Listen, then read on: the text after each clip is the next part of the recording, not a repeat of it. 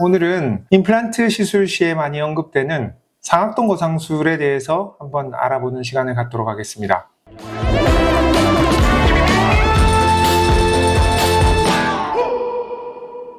안녕하세요. WC과병원 하원석 원장입니다. 오늘은 임플란트 시술 시에 많이 언급되는 상악동 거상술에 대해서 한번 알아보는 시간을 갖도록 하겠습니다. 상악동 거상술에 대해서 평소에 궁금해하시는 내용들에 대해서 한번 알아보고, 그리고 또 상악동 거상술 이후에 환자분이 주의하셔야 하는 내용들에 대해서도 한번 같이 알아보도록 하겠습니다. 그럼 원장님, 정확히 상악동이라는 건 무엇인가요? 상악동이란 우리 코의 양옆에 있는 얼굴 머리뼈의 빈 공간입니다. 거기는 뜨거운 공기를 마시거나 또 차가운 공기를 마셨을 때 공기가 바로 폐로 전달이 돼서 폐가 손상이 되지 않도록 온도를 적당히 맞춰주는 그런 공기주머니 공간이기도 하고, 그 외에도 여러 가지 부비동과 같이 두개골의 무게를 좀 줄여줘서 정상적으로 활동하는 데 도움을 받을 수 있도록 두개골의 무게를 좀 줄여주는 그런 역할을 하고 있는 공간이죠. 그래서 상악동은 그 내부가 공기로 차 있는 빈 공간이죠. 상악동 바로 아래에는 어금니 같은 치아들이 있는데, 그 치아가 발치가 되고 난 이후에는 잇몸뼈가 점점 얇아지게 됩니다. 상악동 내에는 뼈가 없으니까 임플란트를 만약에 심게 됐을 때 강하게 고정이 되지 않겠죠. 그러면 굉장히 약한 임플란트의 고정을 얻은 상태에서 임플란트 시술이 진행이 되게 됐을 때 임플란트가 빠지는 것 같은 그런 문제가 생길 수 있습니다. 원장님, 그러면 계란 껍질에 붙어있는 막이라면 엄청 얇을 것 같은데, 제가 생각했을 때는 힘든 수술 아닌가요? 제 주변에 상악동 거상술로 고생한 분이 계시는데, 그런 분들은 상악동 거상술을 절대 받으면 안 된다고 말씀을 하시더라고요. 그럼 상악동 거상술은 위험한 수술인가요? 상악동 거상술이 진행이 될 때는 이 상악동을 둘러싸고 있는 아주 얇은 막을 들어 올린 다음에 그 빈 공간으로 뼈 이식을 하게 됩니다. 이때 이 상악동을 둘러싸고 있는 이 막이 아주 얇기 때문에 이 상악동 거상술을 진행하는 과정에서 이 막이 찢어지거나 손상이 될 수 있죠. 그런 만큼 이 수술은 성공과 실패가 있는 수술이고, 매번 성공하는 게 아닌 어려운 수술이라고 볼 수도 있습니다. 사실 저도 20년 전에 이 수술을 처음 할 때는 상악동 거상술을 성공적으로 하기가 너무 힘들었던 기억이 있습니다. 와, 정말 이 수술이 그렇게 매번 성공할 수 있는 수술이 맞을까? 이런 생각을 했던 기억이 있습니다. 와, 원장님께서 그렇게 힘들다고 느끼셨다면 정말 힘든 수술이 맞는 것 같은데요. 요즘 상악동 거상술을 거의 매일 하시잖아요. 근데 너무 금방 하시고 쉽게 하시던데 어떻게 그런 것이 가능한가요?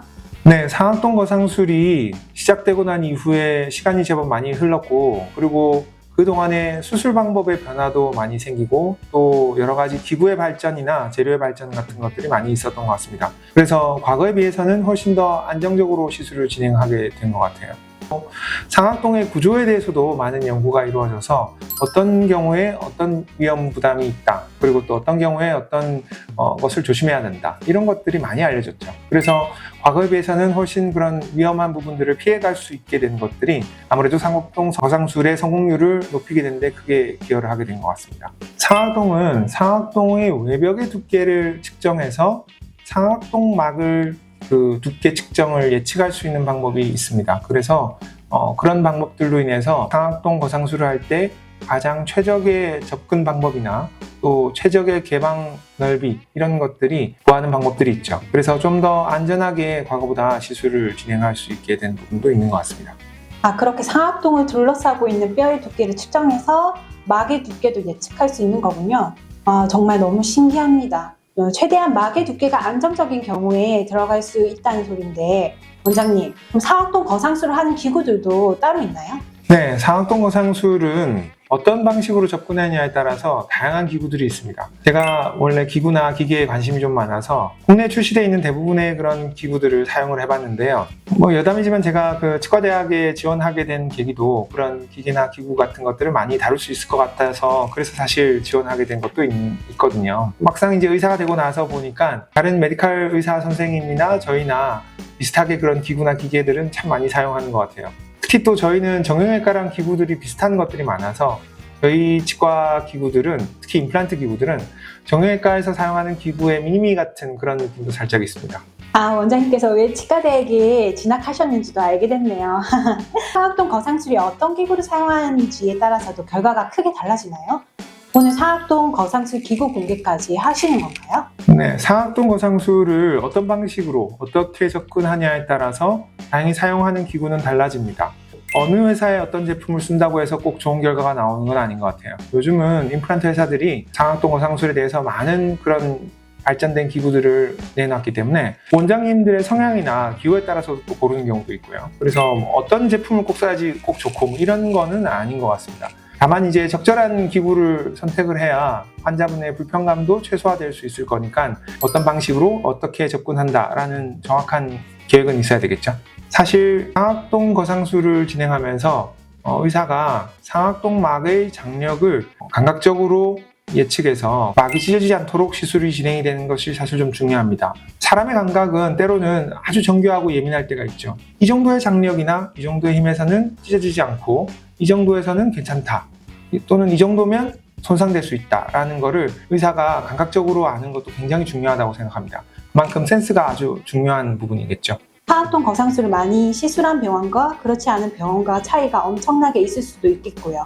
상악동 거상술은 크게 두 가지 접근 방법이 있다고 들었는데 시술 방법에 따라서 환자가 느끼는 차이점도 있을까요? 네, 상악동 거상술은 크게 치조정 접근법과 측방 접근법 이렇게 두 가지의 방법이 있다고 보시면 되겠습니다. 치조정 접근법은 잔존 치조골량이 수직적으로 4mm 이상 있을 때 주로 사용하는 방법입니다. 잔존 치조골량이 적거나 이 남아있는 잔존 치조골의 퀄리티가 좋지 않을 때는 임플란트가 강하게 고정이 안 될 수 있는 위험도 있고 또 상악동에 빠질 수 있는 위험도 있겠죠. 상악동 거상술이 치조정 접근법으로 진행이 될 때는 이 남아있는 잔존 치조골량의 측정과 그리고 그 치조골의 골질이 어떤지를 정확하게 파악하고 시술하는 것이 중요합니다. 치조정 접근법은 시술 방법이 간단하고 또 수술 시간도 단축되고 환자분의 불편감도 최소화된다는 점에서 의사들이 많이 선택하는 방법인데요. 사실 단점도 있습니다. 치조정 접근법의 가장 대표적인 단점은 측방 접근법에 비해서는 시야가 좀 안 좋다는 그런 단점이 있습니다. 수술 시야가 안 좋다면 위험한 거 아닌가요? 아무래도 잘 보이는 방법이 안전하고 좋은 방법인 것 같은데. 물론 같은 방법 안에서 좀 더 수술 시야가 확보가 되는 방법이 있다면 그러면 당연히 그 방법이 좋은 방법이겠죠. 그렇지만 또 수술 시야만 중요한 거는 또 아닐 거니까 여러 가지 점들이 고려가 되어야 된다고 생각합니다. 그리고 과거에 비해서는 이 상악동막을 안정적으로 들어올 수 있는 여러 가지 기구나 기계들이 도입이 되었기 때문에 과거에 비해서는 안정성이 훨씬 증가한 부분도 있고요. 수압거상과 같은 과거에는 없었던 획기적인 방법들에 의해서 상악동막을 쉽게 그리고 안전하게 올릴 수 있게 됐기 때문에 수술 시야만이 중요한 부분은 아닌 것 같습니다. 와, 원장님 설명을 들으니까 상악동 거상술을 안전하게 하기 위해서 정말 많은 연구와 노력을 하신 것 같아요. 그럼 상악동 거상술 중에 측방 접근법은 어떨 때 사용하는 방법일까요? 남아있는 잔존 치조골량의 수직적인 높이가 3mm 이내일 때 주로 사용하는 방법입니다. 쉽게 얘기하면 남아있는 뼈가 거의 없을 때 진행하는 방법이죠. 상악동의 내면의 형태가 V자와 같이 아주 뾰족해서 측방 접근법을 할 때 위험한 경우에도 보통 많이 사용을 합니다. 또 시술이 진행이 될 때 절개가 좀 많기 때문에 환자분의 불편감이 따라오는 경우들이 많이 있죠.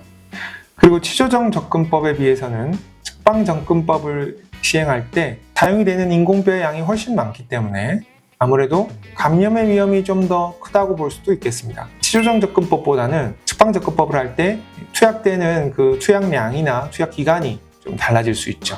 아까 상악동 거상술이 시야가 좀 더 좋다고 하셨는데 감염의 위험이 크다고 하는 게 저는 잘 이해가 안 가네요. 조금 더 설명해 주실 수 있으실까요?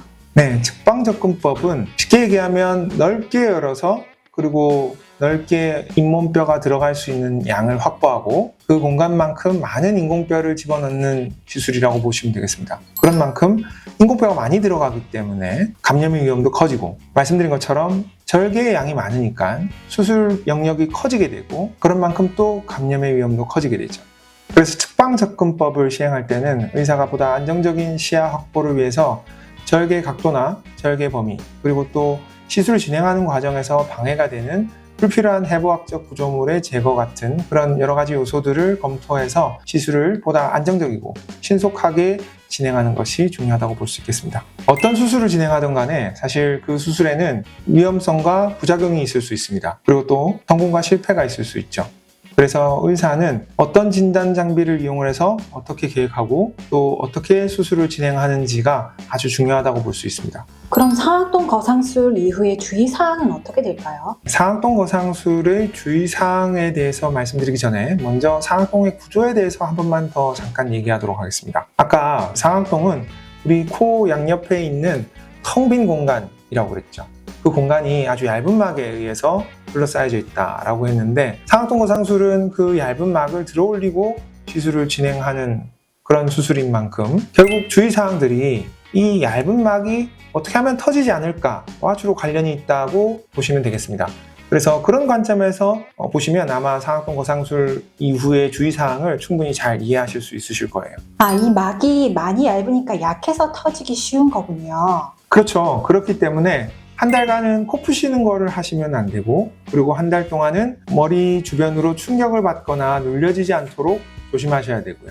그리고 한 달 동안은 비행기를 타지 마시라고 주로 권유를 드립니다. 그래서 제가 환자분들께 비유적으로 설명할 때 머릿속에 얇은 풍선을 만들고 그 풍선 안에다가 시멘트 모래를 채워놓은 상황이라고 생각하시면 된다라고 말씀 많이 드립니다. 시멘트는 시간이 지나면 딱딱하게 붙지만 그렇게 단단해지기 전에 흔들거나 그리고 또는 충격을 받으면 터질 수 있게 되죠. 그 시멘트 모래는 다 흩어지겠죠. 그런 것처럼 이 상악동 거상술을 하고 난 이후에 한 달간은 이 이식골이 완전히 안정화되지 않았기 때문에 손상을 받으면 터지고 그러면 감염의 위험이 생깁니다. 그래서 한 달간은 그런 행동들을 조심하시는 것이 중요하다고 볼 수 있습니다. 그러면 많이 부으실 수도 있겠네요. 그렇죠. 상악동 거상술을 진행하면 많이 부으시는 경우가 있습니다. 그렇지만 또 측방접근법을 사용했을 때는 말씀드린 것처럼 절개량도 크지 않고 환자분의 불편감도 적은 것처럼 붓기도 훨씬 적을 수 있어요. 그렇지만 또 측방접근법을 했을 때는 아무래도 절개량이 많고 그 과정에서 혈관들의 손상이 있을 수 있기 때문에 많이 부으실 수 있죠. 그래서 얼음찜질을 아주 열심히 해주셔야 됩니다. 얼음찜질은 얼마 동안 하시는 거죠? 얼음찜질은 만 이틀 동안 하시는 겁니다. 만 48시간이죠. 그 시간 동안을 아주 충실하게 얼음찜질을 열심히 하셔야 되는데 특히 의료진이 이 경우에는 많이 부으실 수 있으시니까 얼음찜질을 열심히 하셔야 됩니다 라고 말씀을 드렸을 때는 정말 열심히 하셔야 됩니다. 그렇게 열심히 하신 만큼 덜 부으시게 되고 덜 부은 만큼 염증 반응이 적기 때문에 훨씬 이후에 나으시는 과정이 편안하실 수 있죠. 그래서 지속적으로 차가운 것이 유지가 되는 것이 중요하기 때문에 얼음찜질은 보통 10분 했다가 10분 뗐다가를 반복하는 것이 바람직합니다. 관건은 지속적으로 차가운 것이 유지가 되는 것이죠. 얼음찜질이 수술 후에 불편감을 줄이는데 생각보다 아주 큰 역할을 합니다. 그래서 얼음찜질을 열심히 하셔야 된다고 그런 지시를 받으셨을 때는 최대한 열심히 하셔야 환자분의 이 이후의 수술 불편감이 현저하게 줄어들게 됩니다. 수술 후에 불편감을 줄이는 데는 사실 얼음찜질 외에도 약을 제때 드시는 것이 아주 중요합니다. 특히 상악동 거상술 중에 측방접근법으로 수술을 받으신 경우에는 시술 받는 과정에서 인공뼈의 양이 아주 많기 때문에 그래서 이물 반응이나 염증 반응이 생기실 수 있기 때문에 약을 제때 드시는 것이 아주 중요합니다. 약을 드시는 것 외에도 이런 이물 반응이나 염증 반응을 줄일 수 있는 방법이 있는데 혹시 아시겠어요? 전 잘 모르겠는데요. 알려주세요, 원장님. 네, 그럼 제가 힌트를 드리죠. 수술을 받고 난 다음에 처방전을 받죠. 그 처방전에는 약 말고 또 뭐가 들어있죠? 가글이요, 가글. 맞습니다. 가글을 열심히 하시는 것이 아주 중요합니다. 수술한 부위에는 직접적으로 양치를 할 수도 없고 바르게 위생관리를 할 수 있는 방법이 없기 때문에 가글을 열심히 하셔서 그 부위에 염증 반응이 생기지 않도록 하는 것, 위생관리를 하는 것이 아주 중요합니다. 그래서 수술 이후에 진행이 되는 가글은 보통 7일에서 10일 사이에 진행을 하시면 되는데 가글약을 빠뜨리지 않고 열심히 하시는 게 이후에 염증 반응을 줄이는데 생각보다 큰 역할을 합니다. 그래서 가글 열심히 하셔야 되고요. 그래서 정리 한번 해보면 수술 이후에는 약을 열심히 드시고 그리고 얼음찜질 열심히 하시고 그리고 가글 많이 하시고 하시는 이 세 가지를 철저하게 잘 지키셔야 환자분이 편하십니다. 그 세 가지를 절대로 소홀히 하지 마시고 열심히 하셔야 이후에 수술 후가 훨씬 편하게 나으실 수 있습니다. 그리고 이런 것들이 환자분의 수술의 완성도를 결정짓는 중요한 것이라고 볼 수 있습니다. 와, 사악동 거상술 이후의 주의사항이 이렇게 중요한지 몰랐네요. 사악동 거상술은 원장님만 잘하셔서 완성되는 수술이 아닌 것 같아요. 네, 정확합니다. 사악동 거상술은 아주 특이한 수술이죠. 그렇게 얇은 막을 들어 올려서 수술한다는 것도 특이하고, 또 그런 것 대비해서는 정말 자주 시술이 진행이 된다는 것도 참 특이하죠. 저는 거의 매일 이 수술을 하고 있으니까요. 그런 만큼 이 사악동 거상술 이후에 주의사항을 제대로 지키셔서 이 수술이 완벽하게 마무리가 될 수 있도록 도와주시는 것이 아주 중요하다고 볼 수 있겠습니다. 마지막으로 다들 아실 것 같아서 마무리에 한번 말씀드리는 주의사항인데요. 수술 이후에 당연히 금연과 금주는 필수적인 것이겠죠? 상식적인 것인 만큼 반드시 지키셔야 하는 내용입니다. 사악동 거상술은 말씀드린 것처럼 의사가 시술하고 그리고 환자가 주의사항으로 완성하는 그런 수술입니다. 환자분들은 의사를 100% 신뢰를 하시고 당연히 100점짜리 수술을 받는다고 생각하시겠죠? 네, 당연히 그럴 것 같아요. 만약에 그런데 100점짜리가 아니라 70점짜리 또는 50점짜리라고 생각한다면 수술 받으시겠어요? 아니요. 그럼 처음부터 당연히 안 받겠죠. 수술 후에 주의사항이 잘 지켜지지 않으면 이 수술을 100점이 아니라 70점 또는 50점, 심지어 0점짜리 수술을 만드실 수도 있는 겁니다. 그런 만큼 사악동 거상술 이후에 주의사항이 잘 지켜지는 것은 정말 중요하다고 볼 수 있습니다. 코 푸시는 것이나 비행기 타는 것 외에는 사실 사악동 거상술 이후의 주의사항이나 치조골 이식술, 뼈 이식이라고도 하죠. 그 이후의 주의사항이 사실 비슷합니다. 치조골 이식술 이후의 주의사항도 이번 영상을 참고하시면 될 것 같아요. 다들 기억하셔야 되겠죠? 수술의 완성은 내가 하는 것. 100점 만점짜리 수술 받으시고 건강을 찾으시기 바라겠습니다. 네, 오늘 설명 들으니까 원장님이 더 신뢰가 가는 것 같아요. 좋은 설명 해주셔서 감사합니다. 마지막으로 한 말씀만 부탁드릴게요.